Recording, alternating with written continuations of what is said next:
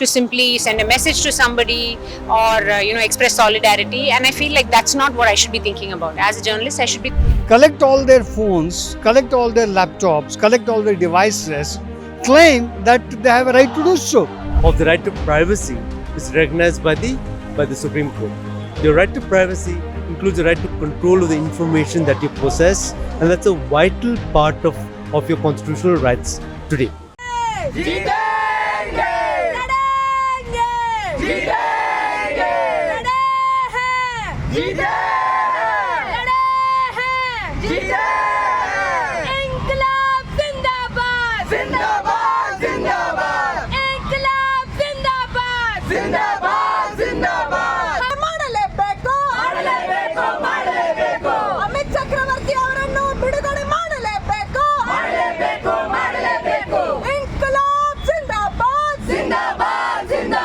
ಪರಂಜೇಗೋ ಠಾಕೂರ್ತ ನಮ್ಮ ಆತ್ಮೀಯ ಗೆಳೆಯರ ಅವರು ವಿಡಿಯೋದಲ್ಲಿ ಹೇಳ್ತಾ ಇದ್ರು.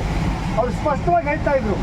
ಏನು ಹೇಳ್ತಾ ಇದ್ರು ಅಂತಂದರೆ, ಅವ್ರು ಕೇಳಿದ ಪ್ರಶ್ನೆಗಳು ಯಾವ ರೀತಿ ಇತ್ತು ಅಂತಂದರೆ ಹ್ಯಾರಾಸ್ಮೆಂಟ್ ಮಾಡುವಂಥ ಪ್ರಶ್ನೆಗಳು, ಅವರಿಗೆ ಒಂದು ರೀತಿ ಭಯ ಮಾಡುವಂಥ ಪ್ರಶ್ನೆಗಳು. ಇವತ್ತು ಯಾರೇ ಆಗಲಿ, ಇಂಥಕ್ಕೆ ವಿನಯ್ ಹೇಳಿದಾಗೆ, ನೀವು ಯಾರಾದರೂ ಒಬ್ಬರು ಗೆಳೆಯರಿದ್ರೆ ನಿಮಗೆ ನ್ಯೂಸ್ ಕ್ಲಿಕ್ ಅವರಾಗಲಿ, ಯಾವುದೇ ಮಾಧ್ಯಮ ಇಂಥದ್ದು ಆಗುವಂಥ ಪ್ರಕ್ರಿಯೆ ಇತ್ತು ಅಂತಂದ್ರೆ ನಿಮಗೆ ಅವ್ರಿಗೆ ನೀವು ಇಂಟರ್ವ್ಯೂ ಕೊಟ್ಟಿದ್ದಾಗಲಿ, ಅವರಿಗೆ ನೀವು ಆರ್ಟಿಕಲ್ ಬರೆದಿದ್ದಾಗಲಿ ಇದ್ದ ಪಕ್ಷದಲ್ಲಿ ನೀವೆಲ್ಲರನ್ನೂ ಆರೋಪಿಯಾಗಿ ನಿಮ್ಮನ್ನು ಕರೆದುಕೊಂಡು ಹೋಗಿ 1000 ಪ್ರಶ್ನೆಗಳನ್ನು ಕೇಳುವಂಥ ಪರಿಸ್ಥಿತಿ ಇರ್ತದೆ. ಇನ್ಫ್ಯಾಕ್ಟ್ ಈ ದೇಶದಲ್ಲಿ ಇಂಥ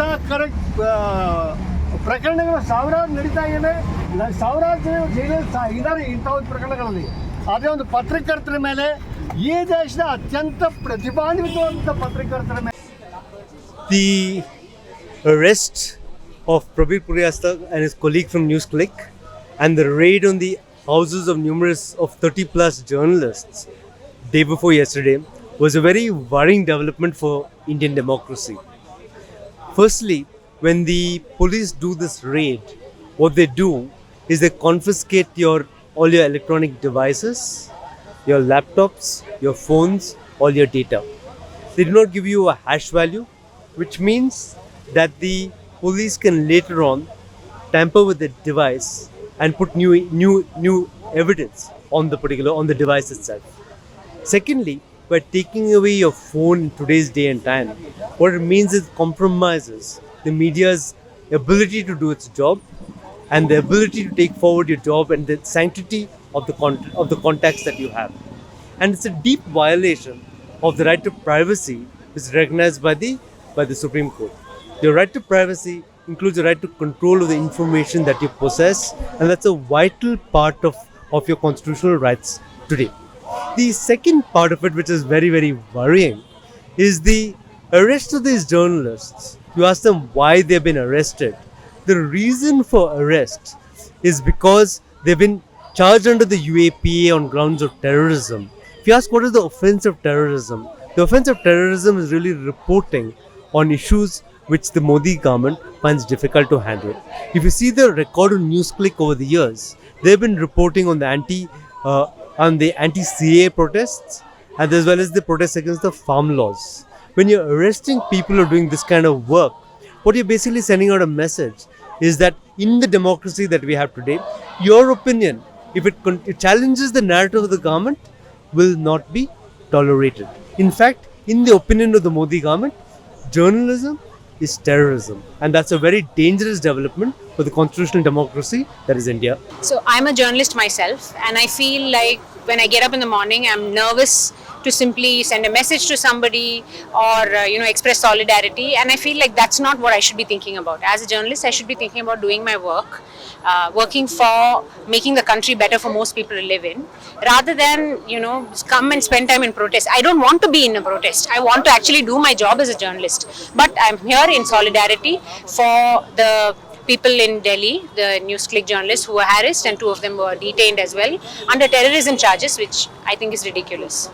Without any actual charges, without us knowing, without them even seeing an FIR, it's really not procedural at all. The election is approaching. Day by day we are going nearer to the election. What do you see in coming days? This type of thing will happen, or it will be think given the coming of elections, the polarization is going to increase. More people will be divided in terms of community, caste, and I hope it doesn't happen, but I think it will. Not just one thing I sometimes wonder is whether we journalists are being distracted with this instead of covering what the other atrocities that are happening in the country. We are just running for our own lives.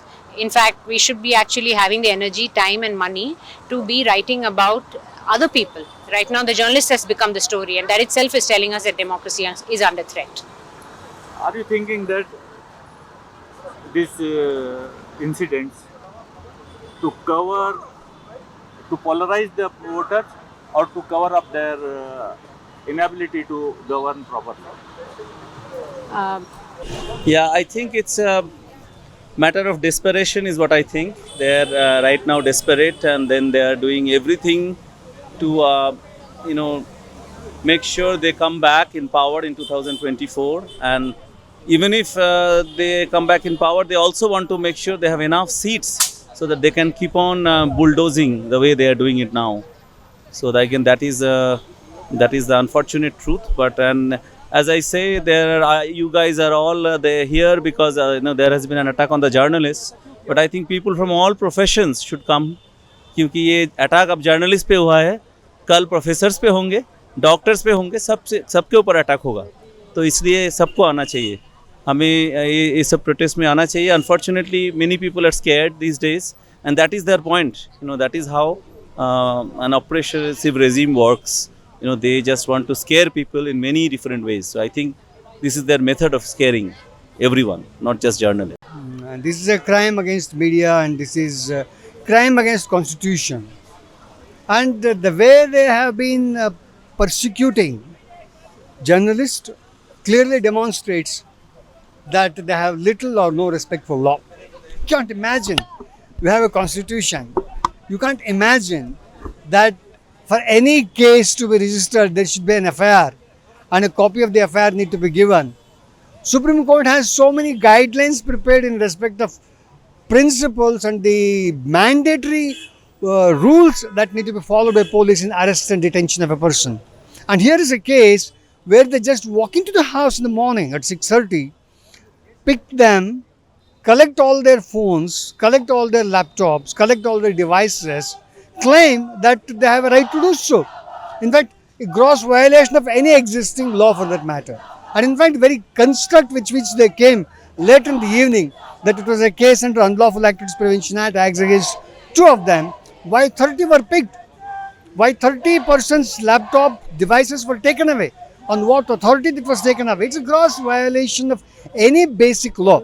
As a person who's been practicing for the last 37 years in this profession, as a defense and a lawyer and as a prosecutor for the state, I feel that this is something which is unacceptable. It's a gross violation of the adversarial construct of criminal jurisprudence that we follow, wherein a person is supposed to be treated innocent until proven guilty. And this particular law of Unlawful Activity Prevention Act is in gross violation of that particular principle. And today what has happened in Delhi is something absolutely unacceptable in whatever the standards. This is a message that they are trying to send to media, that anyone who questions is supposed to be treated as a terrorist. Anyone who has an integrity and he reports on the government, he is a terrorist.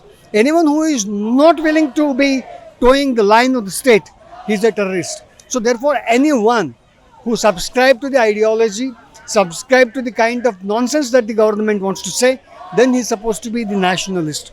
Anyone who asks the government a question, he is supposed to be an anti-national and now a terrorist. I think that is a state that we have come down to. I think this is something which needs to be strongly opposed.